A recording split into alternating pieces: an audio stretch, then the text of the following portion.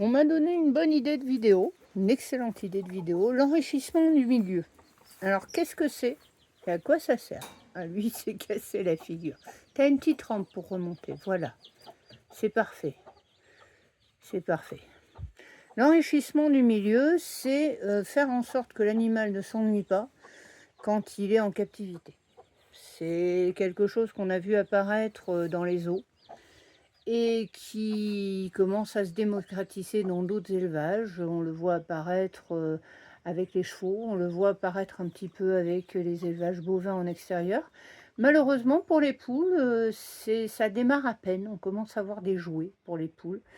Mais je vous rassure, ça ne sert à rien de dépenser des fortunes pour essayer d'enrichir le milieu de nos poules. Donc là, typiquement, on a le beau poulailler bien propre, c'est tout nickel, c'est tout propre, c'est tout beau. Oui, mais quand on a une poule, c'est chiant ça. Il n'y a rien à faire. Une fois qu'on a fait 4 fois le tour, qu'on s'est un peu perché sur la planche, qu'on a fait 4 fois le tour du poulailler, on s'ennuie. Alors il y a l'enclos aussi. L'enclos, c'est bien. Cet enclos, c'est un enclos que je viens d'installer. Il est tout récent. Et regardez bien. Qu'est-ce qu'il y a d'intéressant là-dedans? Pas grand-chose. Voilà. Une fois qu'on a gratté un peu partout, ben on s'ennuie. Il y a 3 buissons qui commencent à pousser là-bas, mais c'est que dalle. J'ai posé 2-3 merdiers là-bas. J'ai un petit bac où je vais mettre un peu de flotte aussi. Mais c'est très pauvre comme milieu. Donc là, c'est un milieu qui est idéal pour générer des conflits. Je n'ai pas de conflit avec ce lot de poules malgré la pauvreté du milieu. Pour une raison très simple, c'est qu'elles sont toutes nées ensemble. Elles se connaissent depuis qu'elles sont toutes petites. Donc j'ai pas de souci. La hiérarchie est installée depuis leur naissance. Donc, qu'est-ce qu'on peut faire pour enrichir ce milieu? Je vous montre les poussins en même temps, c'est mignon. Qu'est-ce qu'on peut faire pour enrichir ce milieu? On peut utiliser des balles, des ballons, tout bêtement, des objets qui roulent. On peut leur mettre tous les jours un objet différent. On va changer régulièrement l'objet qu'on va laisser traîner dans le poulailler de manière à ce qu'elles explorent l'objet.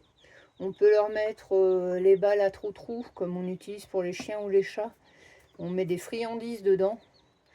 Et puis l'animal fait rouler la balle et de temps en temps il sort une friandise. Donc ça peut les occuper pendant des heures pour peu qu'ils soient un peu gourmands. On peut, pour les poules, plus spécifiquement, on va pouvoir suspendre un petit peu partout des légumes, des fruits, des fleurs. Vous allez cueillir une brassée d'ortie, vous accrochez ici un petit peu d'ortie, vous accrochez quelques feuilles sur un perchoir, vous accrochez... Le but du jeu, ça va être de pousser l'animal à chercher sa nourriture, plutôt qu'à aller se précipiter dans la mangeoire qui est là, et après, plus rien avoir à faire. Donc on va compliquer la recherche de nourriture. Alors on met à disposition à volonté des mangeoires, on peut tout à fait, mais on va mettre des friandises un peu partout, on va planquer de la nourriture un peu partout. Rien n'empêche d'aller planquer là-bas dans le coin, d'aller planquer un petit tas de grains qu'elles aiment bien. Voilà, je vais mettre ou 3 friandises. Et je vais essayer de varier les plaisirs comme ça. Pareil au niveau de l'aménagement. Là, si je devais les laisser un moment, on serait pas trop mal. Parce que regardez, la poule qui se fait embêter là, hop, elle passe derrière la planche là-bas. C'est volontairement que là-bas, il y a un trou. Ça permet à une poule de hop, passer derrière et de ne pas se retrouver coincée par une autre poule dedans. C'est un bon moyen d'éviter les conflits, c'est d'éviter qu'un animal puisse être coincé par un autre dans un coin. On a des fois des problèmes avec les portes automatiques où la poule mère se met en travers de la porte et empêche tout le monde de rentrer. Ça, c'est un problème, par exemple, qu'on retrouve aussi chez les chevaux dans les champs. En général, on met 2 entrées à un abri ou une entrée assez large pour que 2 chevaux puissent passer sans être gênés l'un l'autre. Donc ça arrive, hein, des mauvais coucheurs. Après, l'enrichissement du milieu se fait aussi en extérieur. Donc là, je vous ai montré un parc qui est une catastrophe. Je vais vous montrer un parc qui est beaucoup mieux fait. Parce que celui-là, ça fait des années qu'il est en route. il va lui manquer le bar à herbe qui est en prévision et j'ai jamais le temps de m'y coller. Donc comme les miennes sortent tous les jours, c'est pas dramatique, mais j'ai en prévision en plus un bar à herbe. Mais là, regardez, non, c'est pas le fouillis.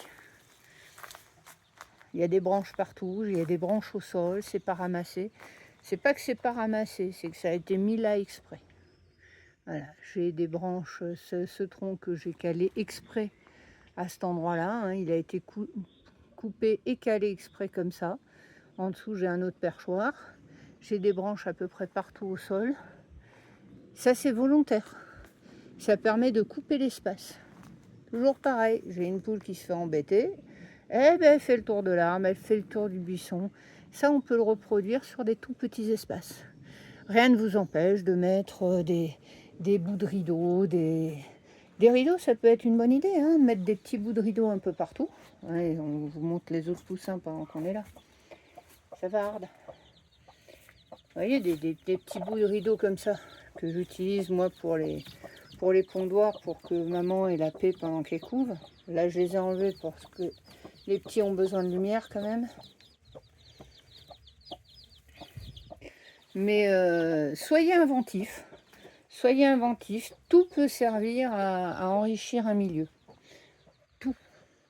Le but du jeu, mettez-vous dans le crâne qu'il faut les occuper. Plus elles seront occupées, moins elles se chamailleront. Voilà, regardez bien, c'est pas exceptionnel, ça ne va pas réclamer beaucoup d'argent. Hein. Simplement, j'ai enrichi autant que possible le milieu. On va aller voir chez les poussins, parce que j'ai un autre exemple aussi. Hop. Allez, tant pis que je suis obligée de baisser la tête, mais tant pis, au moins les poules, elles sont protégées des prédateurs. Et puis elles sont bien. Là, ici, chez les grands poussins, avant qu'ils puissent sortir, j'avais par exemple, à un moment donné, je leur ai posé ça, de manière à leur permettre d'aller percher, d'aller brancher un petit peu, de s'amuser. Et ça marche, hein, je retrouvais régulièrement qui étaient perchés tout en haut là, puis qui redescendaient. Tout est bon pour les occuper. Si vous avez un poulailler qui est au sol, surélevez-le. Et puis dessous, ça fait un espace supplémentaire. Il n'y a pas besoin de le surélever de beaucoup. Hein. Il suffit de surélever suffisamment pour qu'une poule passe. Alors là, c'est relativement bas parce que là, c'est une cabane à poussins. Mais surélever suffisamment pour qu'une poule passe et vous avez un espace supplémentaire dans le poulailler. Mettez des planches supplémentaires, mettez des perchoirs, occupez l'espace. Essayez de le couper, l'espace. C'est pour ça que je parlais de rideaux. Si par exemple j'étais obligée, pour une raison ou pour une autre, de les laisser enfermer quelques jours, à ce moment-là, je mets un rideau un petit peu au milieu, ou plusieurs, et je vais couper l'espace. Ça leur donnera l'impression que l'espace est plus grand, et ça permettra qu'il n'y ait pas un individu qui occupe tout l'espace et qui revendique tout l'espace. Voilà, donc même avec des petites infrastructures, alors là, il n'y a rien de fait. Pourquoi? Parce qu'ils sont dehors tout le temps et que quand ils sont tout petits, ils n'ont pas besoin plus que ça. Mais c'est vrai que je pourrais aménager aussi, ça ne ferait pas de mal. Ça ne ferait pas de mal d'aménager un petit peu mieux cet espace-là. Mais cet enclos, c'est pareil, il est tout récent, donc c'est vrai que pour l'instant, c'est pas fait. Il y a un petit arbre qui pousse dans le fond là-bas, mais ouais, il faudrait que je vois un petit peu à aménager l'espace, ce serait sympa. Voilà. Et après, quand on a des grands enclos, une grande pelouse, mettez-moi des trucs au milieu, mettez-moi des choses pour couper l'espace. Quelle que soit la superficie, plus vous coupez d'espace, plus vous mettez d'obstacles et plus les animaux vont se sentir bien et avoir l'impression qu'il y a de la place.